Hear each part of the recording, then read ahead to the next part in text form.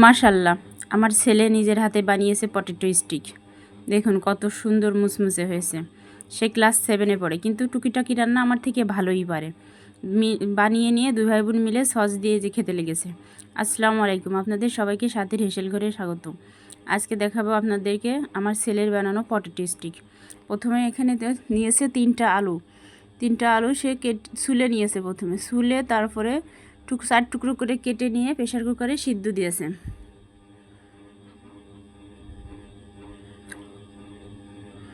2 mug মতো পানি দিয়ে প্রেশার কুকারে সিদ্ধ দিয়েছে।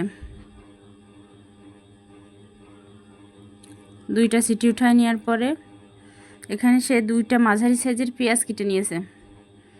দেখুন আলুগুলো সিদ্ধ হওয়ার পরে সে এখন একটা কাঁটা চামচের সাহায্যে দেখে নিল। এবার আলুগুলো সুন্দর করে ম্যাশ করে নিচ্ছে। ম্যাশ করা আলুর মধ্যে এবার দিয়ে দিচ্ছে 1/2 চামচ লবণ,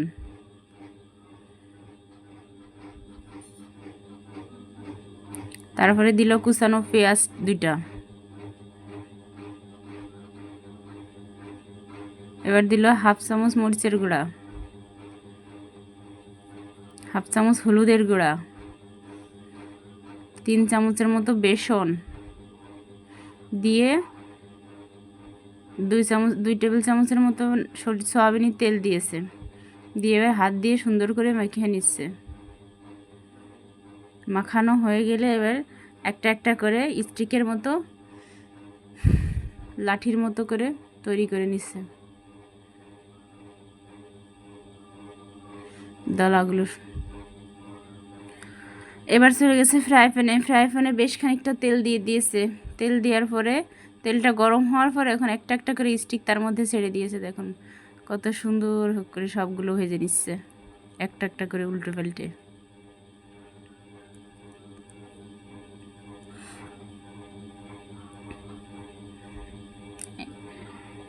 হালকা থেকে মিডিয়াম আছে 2 থেকে 3 মিনিটের মতো ভেজে নিয়েছে।